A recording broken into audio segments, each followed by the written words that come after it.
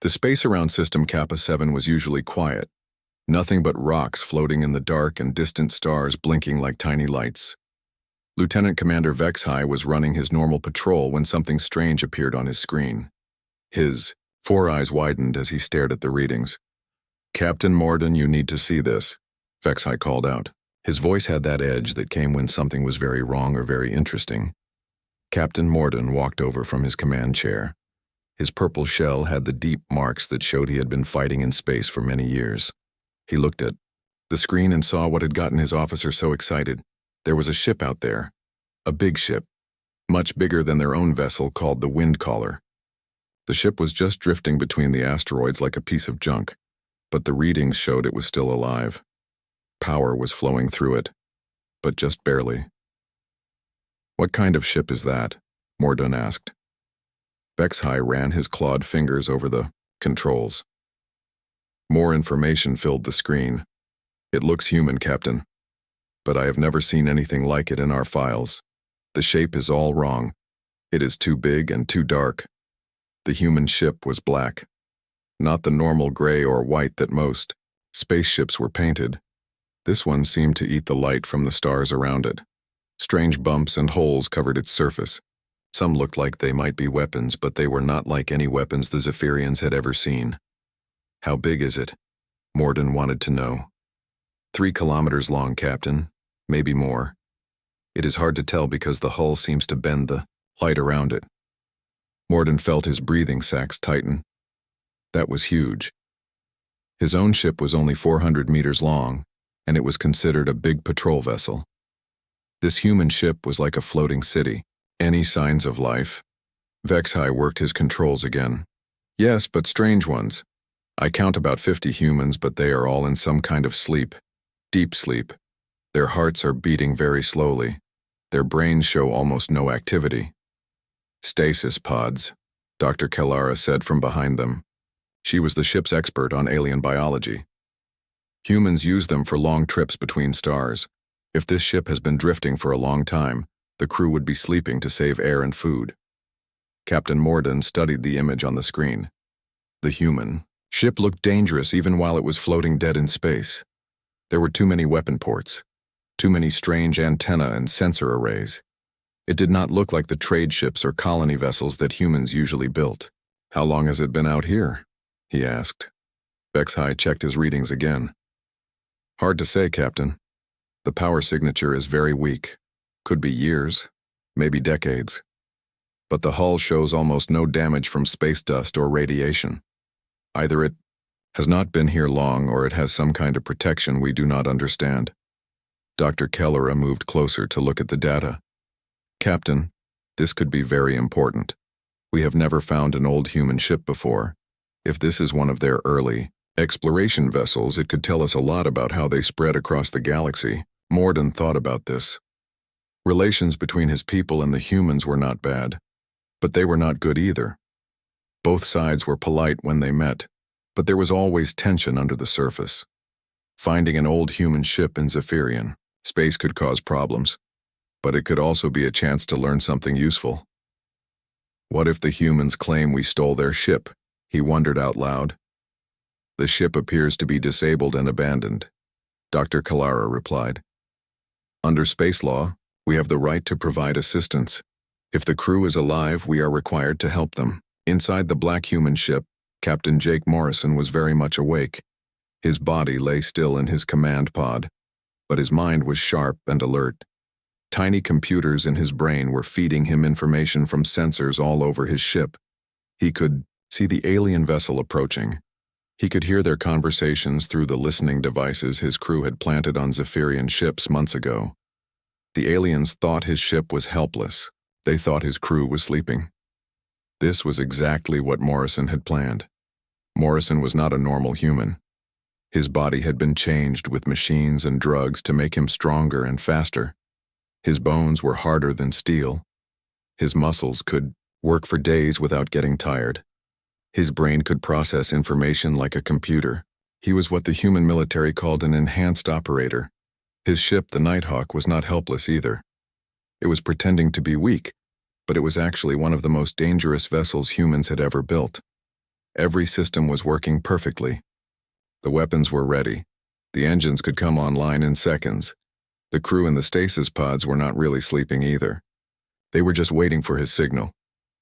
Morrison had been hunting the Zephyrian patrol ship for 3 months. He knew their routes. He knew their schedules. He knew the names of every crew member and what they ate for breakfast. His job was to learn everything about alien races that might threaten humanity someday. The Zephyrians seemed peaceful now. They traded with humans and followed the space laws that kept different species from fighting. But Morrison had seen too many friendly aliens turn hostile when it suited them. His job was to be ready when that happened. Captain Morden made his decision. Prepare a boarding party, full environmental suits and diplomatic protocols. If there are sleeping humans on that ship, we need to help them. VexHi selected 12 crew members for the mission.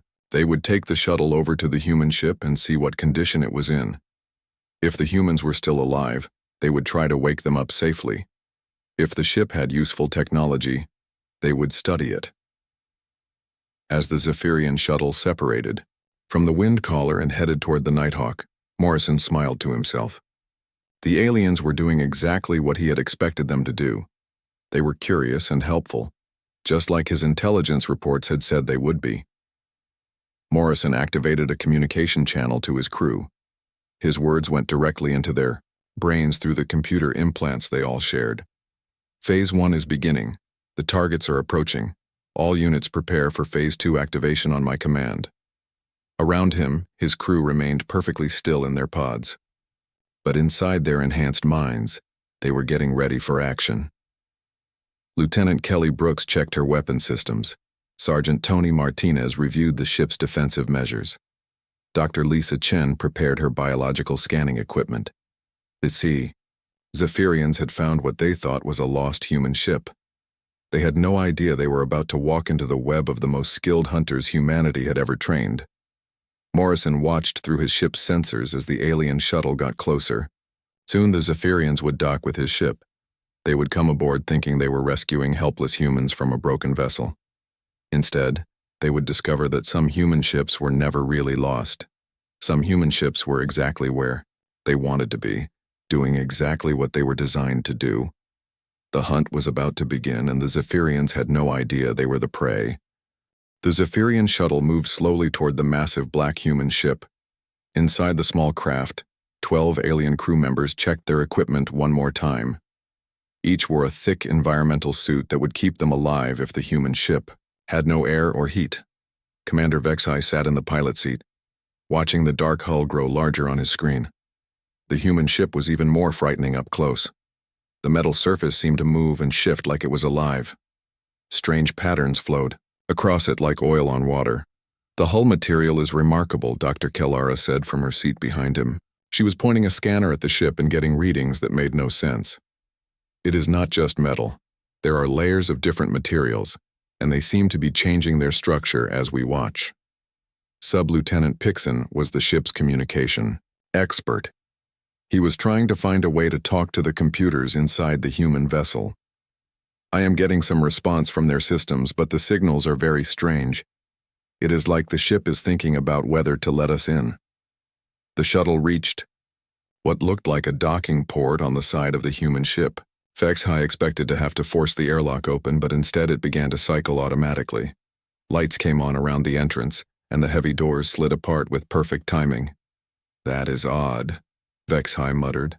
How does a ship with minimal power have enough energy to operate its docking systems? Dr. Kellara was studying her readings more carefully now. Commander, I think we need to be very careful here. This ship is showing signs of activity that do not match what we saw from a distance. The power levels are much higher than our sensors detected. But it was too late to turn back now. The docking clamps had already locked onto their shuttle. The airlock was cycling them through into the human ship. Whatever was waiting for them inside, they were committed to finding out what it was. The first thing they noticed when they stepped into the human ship was that the gravity felt normal. Their boots touched the deck plates with the same weight they would have on their home world. For a ship that was supposed to be running on emergency power, the gravity systems were working perfectly. The second thing they noticed was the smell. The air was clean and fresh, with just a hint of the recycling systems that all spaceships used. There was no stale odor that came from a ship where the life support had been running on minimum power for years. The corridors were dimly lit with amber emergency lighting, but they could see well enough to move around. The walls were made of the same strange material as the hull. Up close, they could see that it was not just black. There were deep blue and purple colors swirling through it like smoke frozen in metal. The artificial gravity is working perfectly, Vex-High observed as they walked deeper into the ship. For a vessel that is supposed to be barely functional, everything seems to be in excellent condition. The human ship was much larger inside than they had expected. The corridors were wide enough for 4 Zephyrians to walk side by side. The ceiling was high above their heads. Everything was built on a scale that made them feel small and vulnerable. They passed through several sections before they found what they were looking for. The stasis bay was a huge chamber that stretched out farther than they could see in the dim light. Rows of cylindrical pods filled the space like giant eggs in a nest. Each pod was about 3 meters long and made of the same shifting metal as the ship's hull. Dr. Kellara immediately began scanning the pods with her equipment. There are humans inside these containers. They appear to be alive but in very deep hibernation. Their life signs are almost undetectable. Vex-High counted the pods he could see. There must be 50 or more. This was a big crew for an exploration ship. Pixon was examining the control systems that managed the stasis bay. The technology here is far beyond what we know about human capabilities. These systems are incredibly sophisticated. They are not just keeping the humans alive. They are monitoring every aspect of their bodies and minds. Dr. Kellara moved from pod to pod, taking readings on each sleeping human. What she found made her mandibles click with worry. Commander, these life sign patterns are very unusual. The humans are not in normal stasis. Their brain activity is too high. It is like they are dreaming, but the dreams are too organized and purposeful. In his command pod, Captain Jake Morrison was listening to every word the aliens spoke. His enhanced hearing could pick up their conversations from anywhere in the ship. The translation software in his brain turned their alien language into perfect English in real time. Morrison was pleased with how well the deception was working. The aliens thought they had found a damaged exploration vessel with a crew in emergency hibernation. They had no idea that every human on the ship was wide awake and monitoring their every move. Morrison's body had been modified far beyond normal human limits. His heart could stop beating for hours while backup systems kept his blood flowing. His breathing could slow to almost nothing, while his enhanced blood carried oxygen more efficiently. His brain could process information at incredible speeds, while appearing to be unconscious. All around him, his crew was doing the same thing. They were the best hunters and fighters that humanity had ever trained. Each one had volunteered for the enhancement process that turned them into something more than human. Each one had spent years learning how to track and study alien species. Lieutenant Kelly Brooks was in the pod next to Morrison's. Her specialty was weapons and combat tactics. She had studied every known alien fighting technique and designed countermeasures for all of them. Her body contained enough hidden weapons to fight a small war. Sergeant Tony Martinez was an expert in explosives and demolition. He could bring down a building with materials found in any kitchen, or disable a MO starship with tools from a repair kit. His pod was surrounded by devices that could turn the Nighthawk into a giant bomb if necessary. Dr. Lisa Chen was their biological warfare specialist. She had created diseases that could target specific alien species while leaving humans completely unharmed. Her knowledge of alien biology was deeper than most aliens had of themselves. The Zephyrians continued to explore the stasis bay, completely unaware that they were being watched by dozens of enhanced human minds. Every word they spoke was being recorded. Every movement they made was being analyzed. Every piece of equipment they carried was being studied through sensors built into the ship's walls. Pixon had found a computer terminal and was trying to access the ship's databanks. "I think I can connect to their navigation systems," he told the others. "If I can download their star charts, we might be able to figure out where this ship came from and how long it has been traveling." Dr. Kellara was still troubled by her Readings from the stasis pods. Commander, I recommend extreme caution. These humans are not behaving like normal hibernating beings. There is too much neural activity, too much organization in their brain patterns. But HFY was focused on the potential intelligence value of their discovery. Continue your scans, Doctor. Pixon, see what you can learn from their computers. This could be the most important discovery our people have made in decades. Morrison smiled to himself as he listened to the aliens planning to steal information from his ship. They were so focused on what they thought they could learn that they never considered what they might be walking into. The Zephyrians had taken the bait perfectly. They thought they were the hunters discovering valuable prey. They had no idea that they were actually the ones being hunted. Morrison's mission was to learn everything about their species, their technology, and their weaknesses. The aliens had just made his job much easier by coming to him. Soon it would be time to spring the trap. But not yet. First, he wanted to see how much more they would reveal about themselves while they thought they were safe. Sub-Lieutenant Pixon had been working at the computer terminal for 20 minutes when everything changed. His clawed fingers were moving carefully over the human controls, trying to understand their strange symbols and interface systems. He thought he was being very careful not to trigger any alarms or security measures. He was wrong. The moment Pixon accessed what he thought were navigation files, alarms began screaming throughout the entire ship. Red lights flashed on and off in a rhythm that hurt the Zephyrians' sensitive eyes. The sound was so loud that they had to cover their hearing organs with their hands. "What did you do?" Commander HFY shouted over the noise. His voice was filled with panic and anger. "Nothing dangerous," Pixon replied, his mandibles clicking with fear. "I was just trying to read their star charts. I did not touch any weapon systems or security protocols." The ship around them was waking up. They could feel it in the vibrations that ran through the deck plates under their feet. Deep in the hull, massive engines were coming online with a rumbling sound like thunder. The amber emergency lighting was replaced by bright white illumination that made every surface gleam. Dr. Kellara was watching her scanner as power levels throughout the ship jumped from minimal to full capacity in seconds. "This is impossible," she whispered.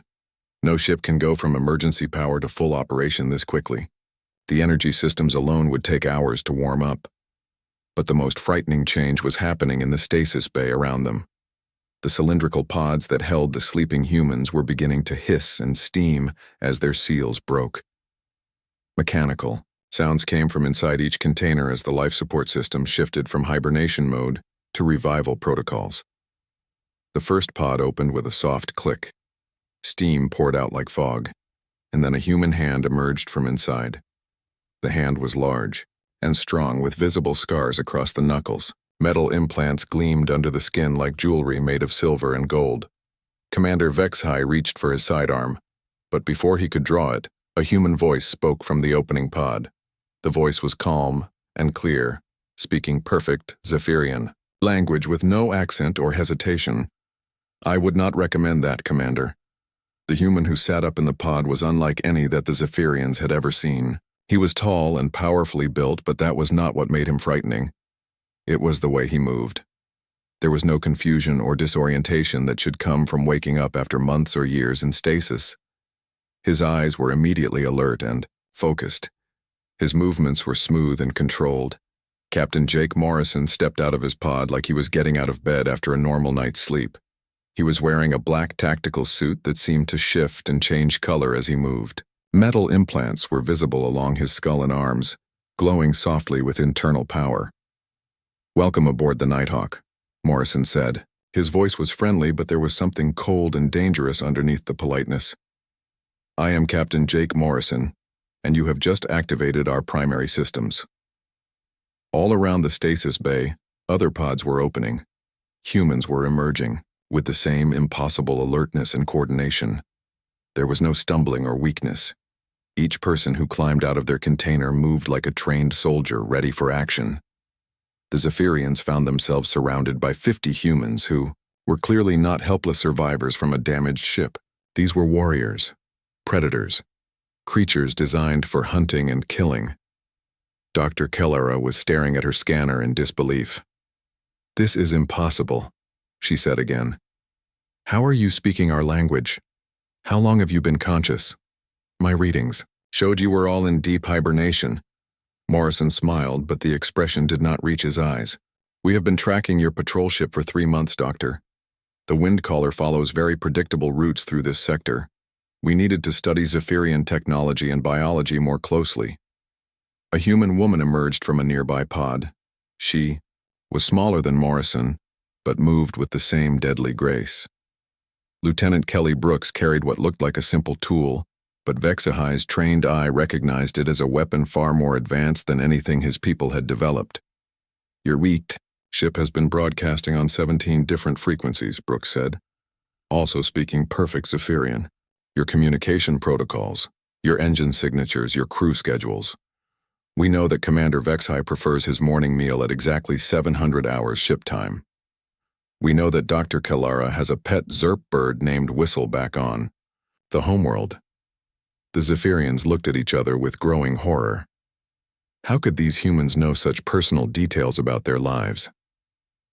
Sergeant Tony Martinez climbed out of his pod and immediately began checking systems throughout the stasis bay. His hands moved over control panels with practiced efficiency, bringing more ship systems online. We know about your weapons, your shields, your maximum speed, and your fuel consumption, he added casually. The Windcaller is a nice ship, but it would not last 30 seconds in a real fight. Dr. Kalara was beginning to understand the terrible truth. You are not explorers, she said quietly. This is not a colony ship or a research vessel. Correct, Morrison replied. The Nighthawk is what humanity calls a hunter-killer unit. We are designed for deep reconnaissance and species assessment. We study alien civilizations to determine their capabilities and intentions. Another human emerged from her pod. Dr. Lisa Chen looked like a normal scientist, but the way she studied the Zephyrians made them feel like insects under a microscope. We have been observing 12 different alien species over the past decade, she said. Some have remained peaceful and friendly. Others have shown hostile tendencies that required more direct intervention. Commander Vexahai finally managed to speak. What kind of intervention? Morrison walked to a wall panel and activated a holographic display.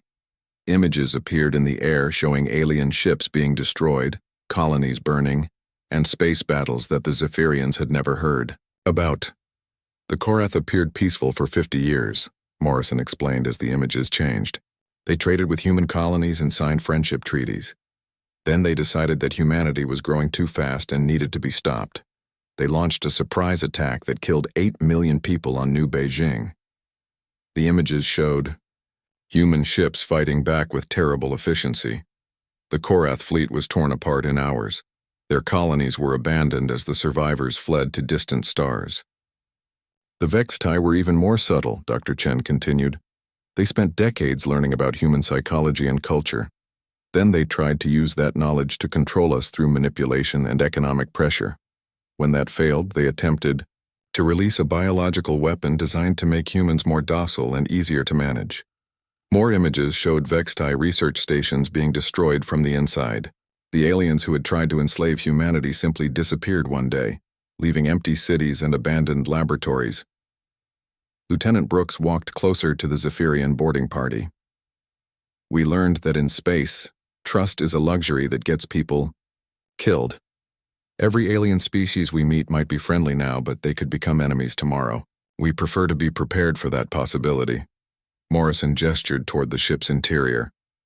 The Nighthawk is not just gathering information about your people. We are an insurance policy. If the Zephyrian Confederation ever decides that humanity needs to be eliminated or controlled, we will already know everything we need to know to strike first and strike hard. The full implications of their situation were beginning to sink in for the Zephyrians. They had not discovered a lost human ship. They had walked into the web of apex predators who had been studying them like prey animals for months. How many ships like this are there? Vexhai asked, though he was not sure he wanted to know the answer. Morrison's cold smile grew wider. That would be telling, Commander. But I will say this. Every major alien civilization has at least one Nighthawk-class vessel watching them. Some have more than one. The Zephyrians stood in stunned silence as they realized they were not the only ones being hunted. Across the galaxy, human ships were drifting in the dark spaces between stars, watching and learning and preparing for the day when peaceful coexistence might come to an end. Captain Morrison led the terrified Zephyrian boarding party through the corridors of the Nighthawk. The ship was fully alive now, humming with power that made the deck plates vibrate under their feet. Lights blazed everywhere, and the air moved, with the sound of ventilation systems working at full capacity. Dr. Kellara kept checking her scanner as they walked. The readings were incredible. "Captain Morden," she transmitted back to the wind caller, "this vessel is not what we thought. The weapon systems I am detecting are beyond anything in our fleet. This single ship could destroy our entire patrol squadron." Morrison heard the transmission and smiled. "Your captain is welcome to try running away, Doctor. But I should mention that the wind caller is currently surrounded." Commander Vexhi stopped walking. "What do you mean, surrounded?" Lieutenant Brooks activated a control panel in the wall. A holographic display appeared showing the space around both ships. The Zephyrians gasped when they saw what the display revealed. Their ship, the wind caller, was sitting in the middle of 6 other vessels that had been completely invisible until now. The ships were sleek and deadly looking, like metal, sharks wading in the dark water of space. They had been hiding among the asteroids using technology that made them impossible to detect. Now they were moving into position around the Zephyrian vessel, like a pack of hunters closing in on their prey. "Stealth technology," Morrison explained, casually. "Another little advantage we developed after too many surprise attacks from friendly aliens. The Korath taught us the value of being able to strike without warning." Sergeant Martinez was working at another control station. "The wind callers, shields are up, but they would not stop our weapons for more than a few seconds. Their engines are warming up for a jump to faster than light speed, but we can disrupt their jump drive before they finish the startup sequence." Dr. Kellara was studying the data on her scanner with growing fear. "How is this possible? We detected no other ships when we arrived. Our sensors are some of the best in the galaxy." Dr. Lisa Chen stepped forward, her expression clinical and cold. "Your sensors are excellent for detecting normal ships using normal technology, but we stopped being normal a long time ago. We learned to build ships that could hide from any detection system we encountered." Morrison gestured for the group to continue walking. He led them to an observation deck where they could see out into space through massive transparent windows. The view was breathtaking and terrifying at the same time. The Nighthawk was much larger than they had realized. From the observation deck they could see weapon ports opening along the ship's hull, like the eyes of some giant beast waking up. Energy was building in systems that the Zephyrians could not even identify. "Your people have been at peace for too long," Morrison said as they stared out at their surrounded ship. "You have forgotten that the universe is full of species that smile while they plan your destruction. Humanity learned that lesson the hard way." Lieutenant Brooks activated another display, this one showing detailed information about Zephyrian civilization, fleet positions, population centers, industrial capacity, military strength, government structure. Everything was laid out in perfect detail. "We know about your 3 colony worlds," Brooks said. "Zephyr Prime with its capital city of New Harmony. Zephyr Beta with the big mining operations in the southern continent. Zephyr Gamma with the agricultural domes that feed half your population." The level of detail was staggering. The humans had maps of Zephyrian cities, lists of important government officials, and even information about cultural traditions and religious practices. Sergeant Martinez brought up more data. "We know your military has 47 major warships, 212 patrol vessels, and approximately 50,000 trained soldiers. Your weapons technology is about 30 years behind ours. Your defensive capabilities would delay us for maybe 6 hours if we decided to attack." Commander Vexhi felt his breathing sacs constricting with fear. "Why are you telling us this? If you planned to attack us, you would not reveal your knowledge." Morrison turned away from the window to look directly at the Zephyrian commander. "Because we do not want to attack you, Vexhi. We want to coexist peacefully, but we will do so from a position of strength, not vulnerability." Dr. Chen activated another section of the display, This one showed biological information about the Zephyrian species, genetic structures, reproductive cycles, dietary requirements, disease susceptibilities. The humans had studied them down to the molecular level. "We could engineer a virus specifically designed to target your people," Chen said matter-of-factly. "Something that would be completely harmless to humans and every other species, but lethal to Zephyrians. We could deploy it through your water systems, your food supply, or even through the air recycling systems on your ships." Dr. Kellara stared at the biological data in horror. "You know about our genetic weakness to copper-based compounds.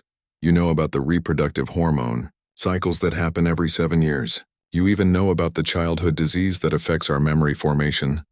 "We know everything," Morrison confirmed. "We know that your people cannot digest certain proteins that are common in human food. We know that your children are vulnerable to specific sound frequencies. We know that your elderly lose their natural immunity to radiation after age 60. The implications were terrifying. With this knowledge, the humans could attack Zephyrian civilization in ways that would be completely devastating and impossible to defend against. Lieutenant Brooks walked to another control panel. "We also know about your cultural taboos. The high religious ceremonies that must be performed at specific times, the social structures that hold your society together, the psychological triggers that could cause panic or rebellion among your population." Morrison gestured to the massive amount of data surrounding them. "This information was not gathered quickly or carelessly. We have been watching your people for years. We have studied your broadcasts, analyzed your trade patterns, and even infiltrated some of your less secure facilities." Sub-Lieutenant Pixon, who had been silent since triggering the ship's awakening, finally spoke up. "How many of our people are working for you?" "None," Dr. Chen replied. "We do not need willing collaborators when we have technology that can bypass your security systems completely. Every computer network your people use has been quietly accessed and copied. Every communication you send is intercepted and decoded." The humans had not just been watching the Zephyrians. They had been living inside their society like invisible parasites, taking whatever information they needed without anyone knowing they were there. Morrison walked back to the window and pointed. "At the stars beyond, out there are 17 different alien civilizations that humanity has made contact with. Some of them are still our friends and trading partners. Some of them no longer exist. Some of them learned to leave us alone after we demonstrated what happens to species that threaten human survival." Sergeant Martinez brought up images of destroyed alien worlds. Cities reduced to ash, fleets scattered to the solar winds, entire species driven from their home systems to wander the galaxy as refugees. "The universe is not a kind place," Morrison continued. "Every species we have encountered believes they are special, chosen, destined to rule over others. Most of them eventually decide that humanity is an obstacle to their manifest destiny." He turned back to face the Zephyrians. "Your people seem different. You appear to value peace and cooperation. You follow the established laws of space and treat other species with respect. But appearances can be deceiving. We have learned to prepare for the possibility that your friendship might not last forever." The observation deck fell silent except for the hum of the ship's systems. The Zephyrians stood surrounded by evidence of humanity's overwhelming superiority and paranoid preparation. They were beginning to understand that they had stumbled into something much larger and more dangerous than a simple first contact situation. They had discovered that humanity was not just another spacefaring species trying to find its place among the stars. Humanity was an apex predator that had turned the entire galaxy into its hunting ground. Captain Morrison led the Zephyrian boarding party to the Nighthawk's main briefing room. The chamber was enormous, with walls that rose high above their heads and a central holographic display system that could show images larger than their entire shuttle. As they entered the room, the display activated automatically. A three-dimensional map of Zephyrian space appeared in the air before them, showing every planet, space station, and ship in their territory. The level of detail was incredible. They could see individual buildings on their home worlds and count the number of ships in their orbital shipyards.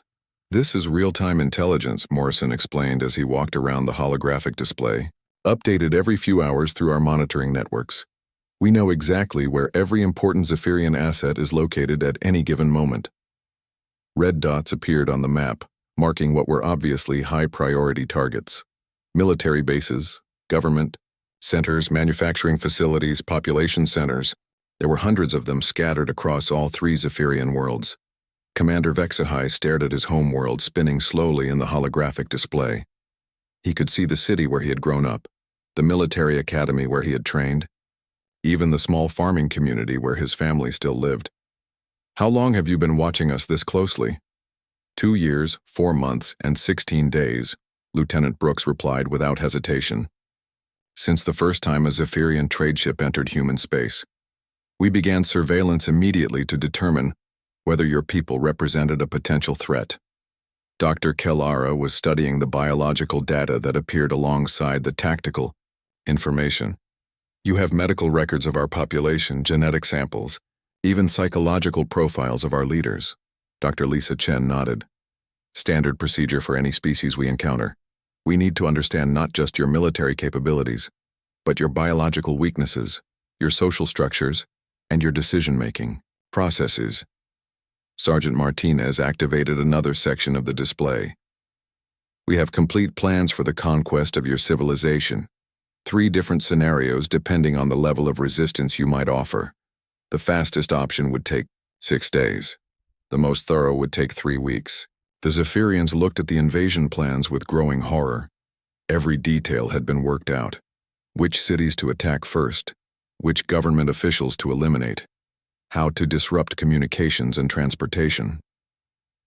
The humans had planned their destruction with the same careful attention they might give to organizing a dinner party. Morrison walked to the center of the room where he could face all 4 of the Zephyrian visitors. Here is what is going to happen, he said in a tone that was calm but left no room for argument. You are going to return to your ship and report that you found a derelict human vessel that suffered a catastrophic system failure while you were investigating it. Your sensor logs will show exactly that story. Sub-Lieutenant Pixon's mandibles clicked nervously. And if we refuse to lie to our superiors?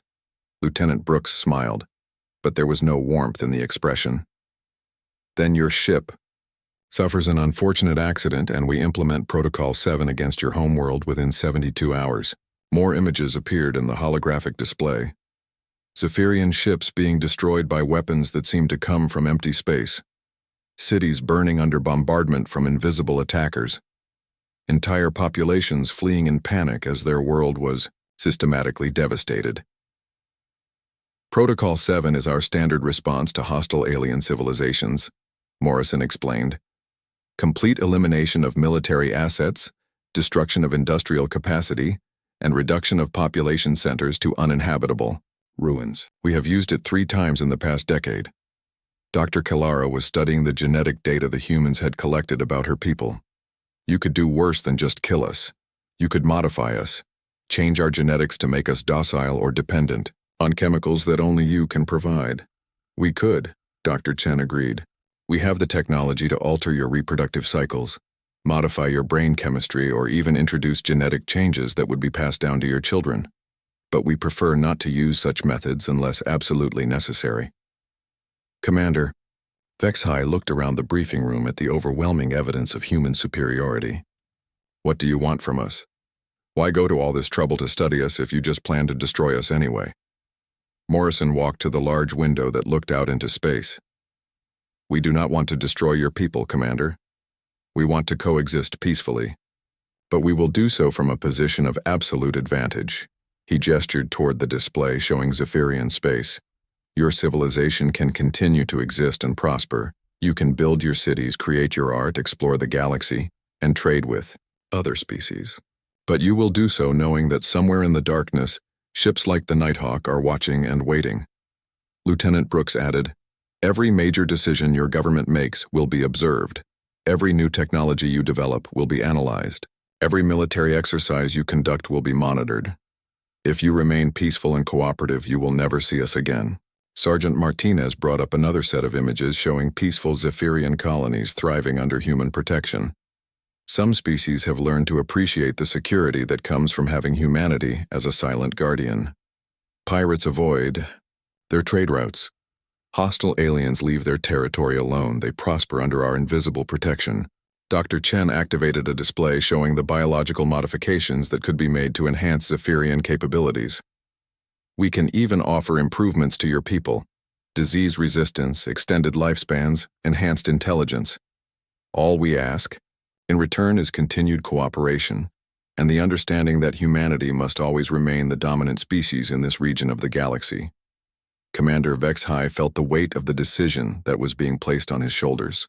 He could report the truth to his superiors and probably trigger a war that his people could not win, or he could lie and allow his civilization to continue existing under the invisible control of human hunters. "How do we know you will keep your word?" he asked. "How do we know you will not decide someday that we are too dangerous to be allowed to live?" Morrison turned back to face the Zephyrian commander. "You do not know. That is the point.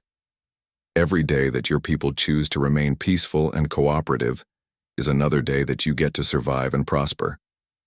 The moment you become a threat to human interests is the moment that protection disappears."